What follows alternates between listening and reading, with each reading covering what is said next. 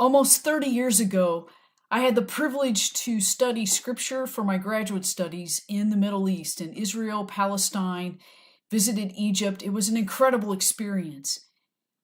And one afternoon, we had toured the northern region of Galilee, Capernaum, Nazareth, did a tour in that area. And one afternoon, we had the opportunity to go swimming in the Sea of Galilee.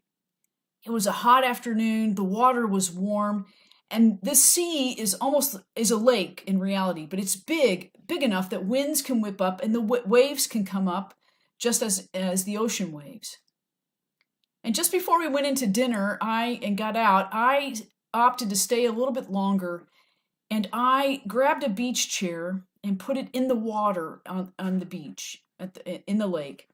And I sat in the lake, sitting in the chair just enough so that I could sit back and the water would lap up over my shoulders.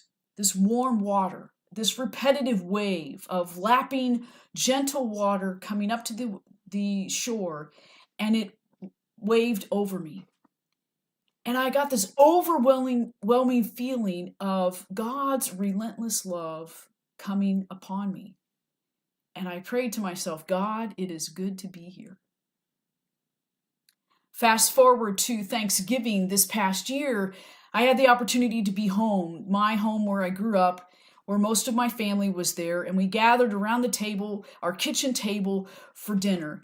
And my mom, at 91 years old, is still living with us and is there around that table.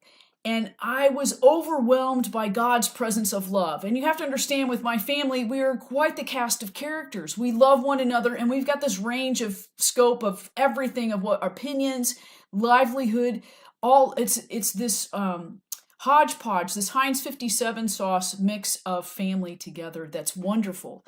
And all around the table, we would go around what we were thankful for. And I was so overwhelmed about this is an expression of God's love. And it is good to be here.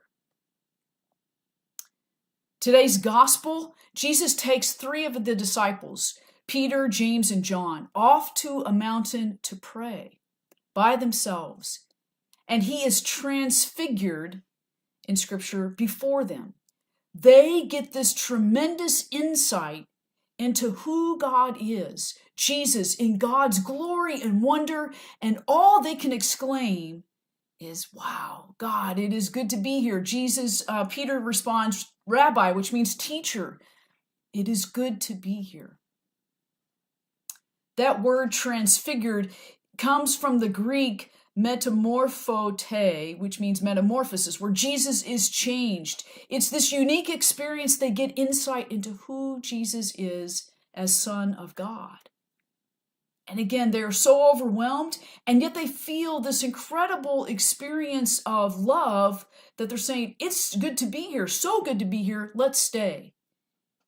And a cloud overshadows them. Cloud meaning that vehicle of God's presence when God says, this is my beloved Son, listen to him. And in listening to Jesus, Jesus says, we can't stay at this mountain. We need to go and make our way towards Jerusalem, for where I will be crucified and die and rise to new life. And again, they're pondering of, what does all of this mean? What does it mean to rise from the dead? So in that moment of intense experience of God's love, they also know they can't stay there, and they continue forward. Likewise, we are aware of how good it is to be here now. And there are moments in our lives when we get glimpses of insight into the glory of God around us and within us, and the glory of God, that insight of God that carries us in our lives. We can't stay in one place forever. God is constantly moving and changing in our lives forward. Like those disciples, we need to take time to ponder, what does all of this mean? And in this season of Lent, let us take time to pay attention to, where do we see the wonder and those glimpses and moments of God? Where in our past experience, or even our current experience, where we experience those moments of insight that say, it is good to be here? And where is God calling us to listen? Listen deeply with our hearts. And also to ponder, what does all of this mean? Because this week, this day, this moment, we carry the experience of God within us in our lives.